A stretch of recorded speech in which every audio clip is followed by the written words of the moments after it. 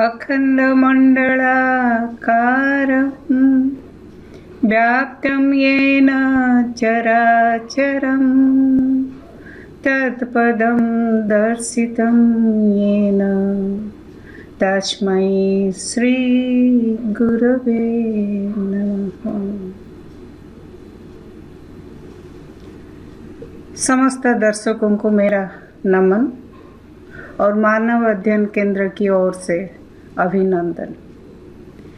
आज चलो हम चर्चा करेंगे कि जीवन को कैसे हम समझ लेंगे ताकि हमारा जीवन सरल और सहज बनाएंगे।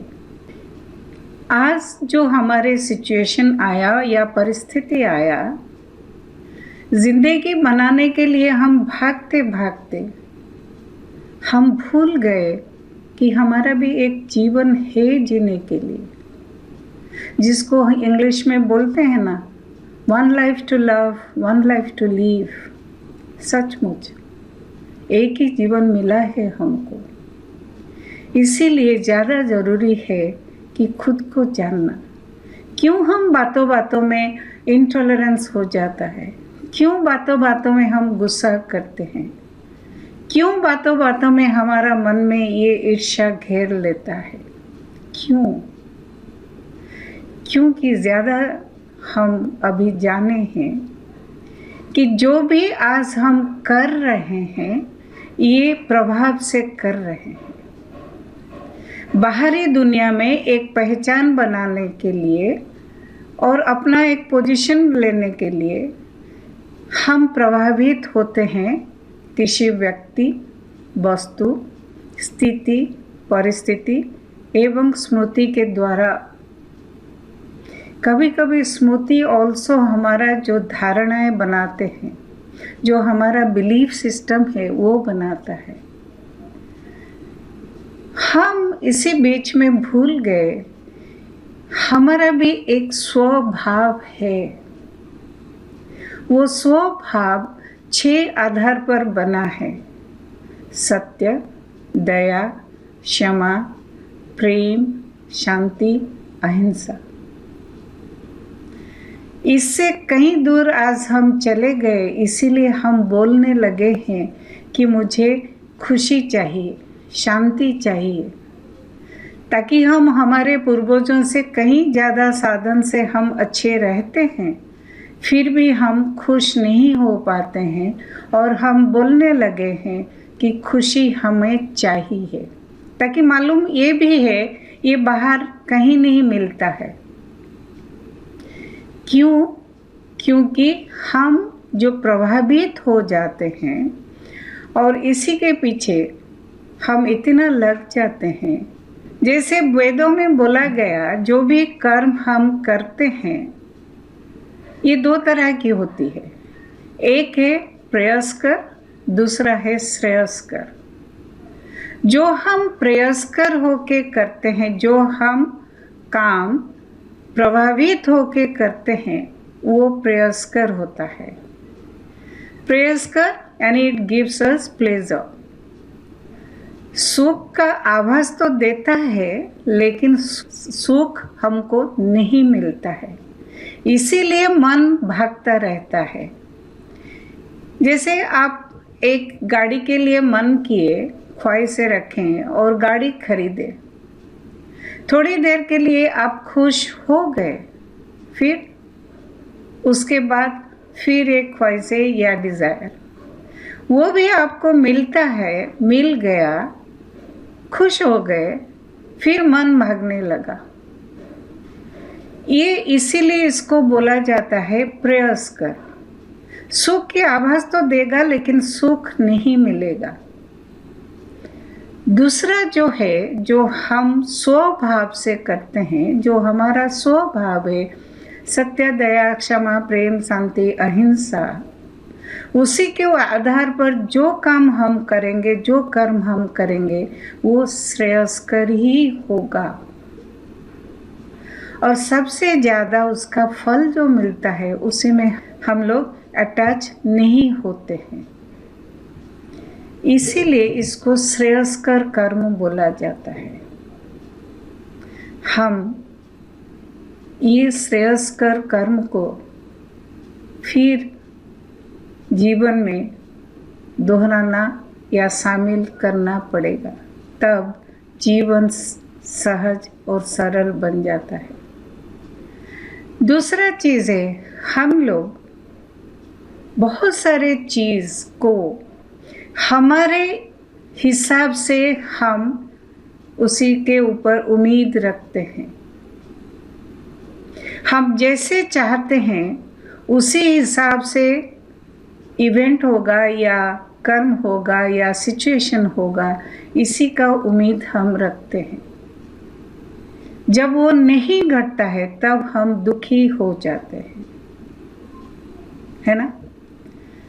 जैसे कि मैंने एक एग्जाम्पल आपको दूंगी कि आप ऑफिस निकल रहे हैं और जब निकल रहे हैं आपको एक ग्लास पानी चाहिए थी और आप घर की कोई भी सदस्य को आप पानी ग्लास लाने के लिए बोले।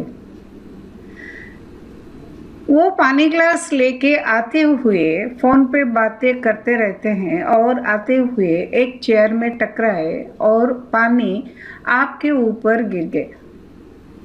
अब देखो क्या है,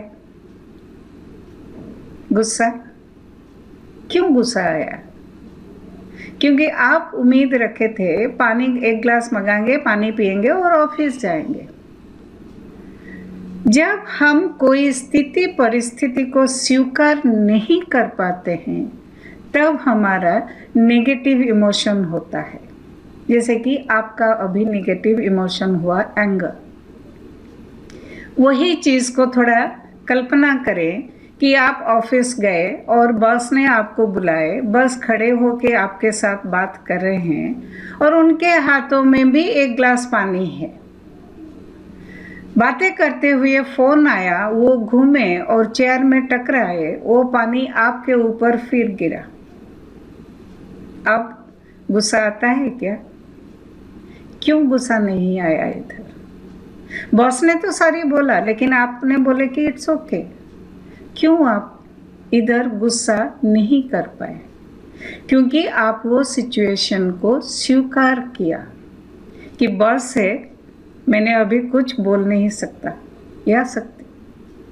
जब ये स्वीकार कर लिए, देखो ये पॉजिटिव इमोशन, आप लेट गो किए और आए। ऐसे ही हमारे जीवन में बहुत सारे ऐसे घटना होती है जिसको हम, यानी हर पल होती है जिसको हम स्वीकार कर लेते हैं, हम आगे बढ़ जाते हैं। जिसको हम स्वीकार नहीं कर पाते हैं वही एक गहरा दाग यानी परेशानी का कारण बन जाता है। आपको कोई दर्द दिया, दुख दिया, आप उन्हें स्वीकार कर नहीं पाए। देखो कैसा नेगेटिव इमोशन कि आपके मन में घृणा यानी हेट्रेड या एंगर व गुस्सा। आप वो घटना को स्वीकार किए कि वो जो भी किया वो उनका कर्म है, मुझे तो आगे बढ़ना ही है। उन्हें माफ़ किया और आगे बढ़ने लगे। देखो जीवन कितना सरल सहज, थोड़ा सा तकलीफ हुआ उसी टाइम, फिर आप आगे बढ़ने लगे। Tolerance, forgiveness, positive emotion. So जो भी घटना घट रहा है, यानी हर पल हमारे सामने मोमेंट टू मोमेंट कुछ ना कुछ घटता जा रहा है। सामने कुछ फिजिकली घटना नहीं हो रहा है तो मन में हो रहा है, थॉट में हो रहा है, सोच में हो रहा है। घटना तो होता रहता है। जिसको हम स्वीकार कर लेते हैं और इट क्रिएट्स पॉजिटिव इमोशन। जिनको हम स्वीकार कर नहीं पाते हैं वो नेगेटिव इमोशन हमारा दुख का कारण बन जाता है। एक छोटी सी गल्प के माध्यम से मैं आपको ये पूरा जो मैंने बोली उसका सार मर्म दे रही हूँ कि एक गांव में एक बालक था, बहुत बदमाश था। सबको परेशानी देते हुए उनको बहुत खुशी मज़ा लग रहा था। उसी गांव में एक संत महात्मा आए। संत जी बहुत परमात्मा जैसे थे, महापुरुष थे। वो कभी झूठ नहीं बोलते थे। गांव के सब लोग उनको मानने लगे। एक दिन ये बालक सोचने लगा कि ये संत महात्मा को ये गांव से भगाना है। क्या किया, एक मक्खी को मुट्ठी में लिया और सोचने लगा कि मुट्ठी में मक्खी लेके मैं संत जी को पूछूंगा, संत जी ये बताओ कि मेरे मुट्ठी में जो मक्खी है जिंदा है या मुर्दा है। संत जी जिंदा बोलेंगे तो मैं मरोड़ के मार दूंगा और दिखा दूंगा, देखो मरा हुआ है। और जब बोलेंगे मुर्दा है, मैं उड़ा दूंगा और दिखा दूंगा जिंदा है। मजा आएगा। संत जी जैसे भी हो आज झूठा साबित तो ही होंगे। मक्खी लेके मुट्ठी में भाग के गया संत जी के पास और पूछा, संत जी आप बताओ मेरे मुट्ठी में क्या है, जिंदा या मुर्दा। संत जी बोले, बालक जो भी है तेरे मुट्ठी में है। मेरे प्यारे दर्शकों, जो भी है हमारे हाथ में है। हमको इतना शक्ति परमात्मा ने दिया कि जो भाव हम जगाना चाहेंगे वो जगा सकते हैं। और वही शक्ति भी हमको दिया गया कि हम त्यागना चाहते हो तो त्याग भी कर सकते हैं। इसीलिए हंसो हंसाओ, मत फंसो मत फंसाओ। नमस्कार, धन्यवाद।